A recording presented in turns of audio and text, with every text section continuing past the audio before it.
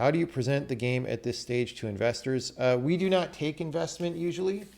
The couple times that we ran out of money, we borrowed money from friends, and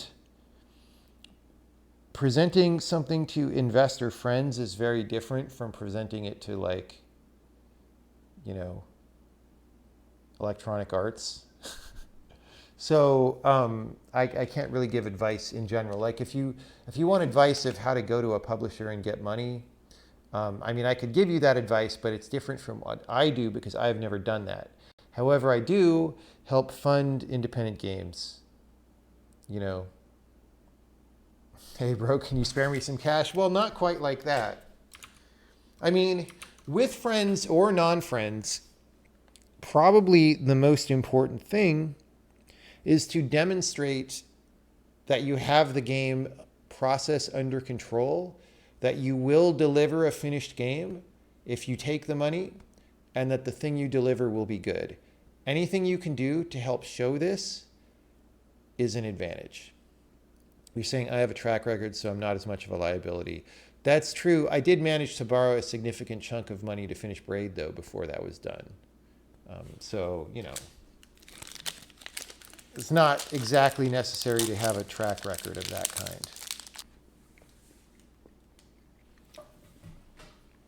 As soon as I will finish this, I will tell you guys a secret that most people will not believe. It's the kind of thing when you tell people this, they scoff at you and go back to talking on Twitter about how awesome Antifa is and how we need to destroy capitalism, but it's true. But I need to finish this first. Okay. The secret is that if you're actually good at making games, it's not hard to find money to fund your game. In fact, it's pretty easy. Even in the old days, it was pretty easy. Now it is super easy because you have all these indie developers who want to help other developers and who made money on their own projects, and they want to lend money to people. Dude, I could break out my, quote, Rolodex, unquote.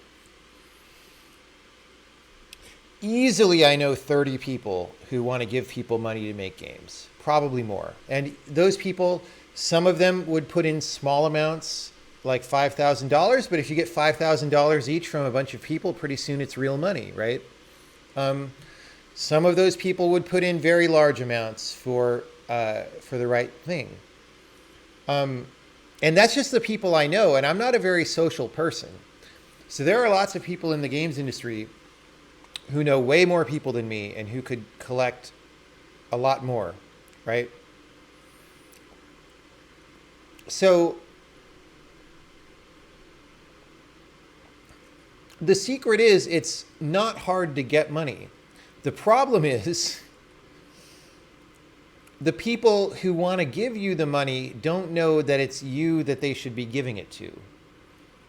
Because the problem is everybody wants money, and most people don't actually have the skills to do something good with the money. So if you give them the money, they'll kind of use it and then use it up and it'll be gone and nothing will be there to show for it, right? Which is why everybody who has money isn't just throwing it at everybody else, because then they'll have no money. So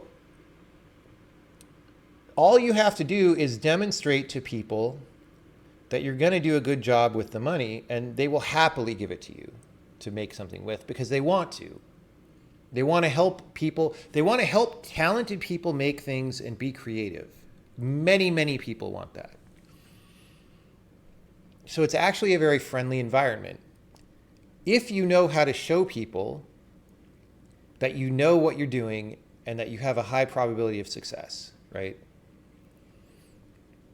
Now the problem is, it's not really a problem, but the dynamic of the system is that people with a high probability of success will succeed after a couple games, right? So if you understand this secret, or you just manage to get through this process and show people something, then probably you succeed with your game, and then you don't need money anymore because your business is rolling, right? And so, I mean, that's good because those people get helped out. That's where I am, right? So I borrowed money to finish Braid, And then we finished Braid and had a bunch of money for a while, but I grew the company. It got bigger. We were making a much more ambitious game. I borrowed a lot more money. So like the amount that I borrowed to finish Witness is 30 times the amount that I borrowed to finish Braid. It's like ridiculous, dude. Not an exaggeration. That's a real number. But the game was pretty far along. You know, the person who lent the money could see that it was a coherent game that was going to be interesting and that had a good probability of making the money back. And so, you know, I borrowed it. Now, could I borrow that much from a person again? It's hard to say because the market's different. Probabilities of success are not the same as they were. Although I have more of a track record and we can ship on more platforms, so probably, you know. But you know, it's you know, at some point there is a ceiling to how much you can realistically borrow. But honestly, the secret is it's not that hard. The problem is it just needs to be clear to the people you want to borrow from that you're the right person for them to give the money to. That's all.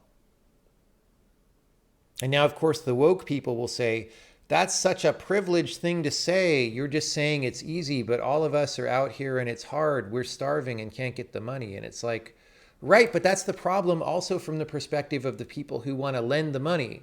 Is like, again, a lot of the people out there are just going to take the money, even if they enthusiastically think they want to use it to make a game. They're just actually going to kind of make a game and then go to a lot of parties and like do a bunch of drugs and not finish the game. And then 4 years later, there's nothing to show for it. This happens all the time, all the time. So that's the problem, is just even among all the people saying, oh, I will totally do, I've got the greatest game idea and I'll totally do a good job if you give me the funding. Most of those people will piss away the money and then it's gone, right? And so that's just real. That's the reason why the money isn't raining on you for free, because if the probability of success was very high,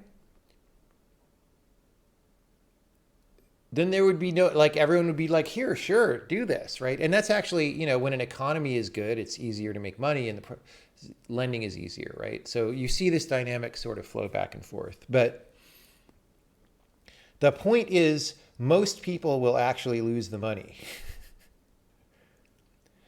So you have to show that you're a person who's not going to lose the money with reasonable probability. You don't have to be infallible, but you have to be like, look, here's my story of what the game is, why it's good, why people are going to want to pay for it, why I'm going to succeed at developing it. And as long as you make that case, it's not hard to get money. That's the secret. Now, again, the problem, though, is somebody who's not experienced in games is not going to know how to make that case very effectively. So that's where it gets hard. It's interesting to look at failed Kickstarters or games that never delivered. It has a lot of tells as to how to not try and develop something. That is true, right? You can observe these things and look what the people claimed they would do and what they delivered, if anything, and it's informative.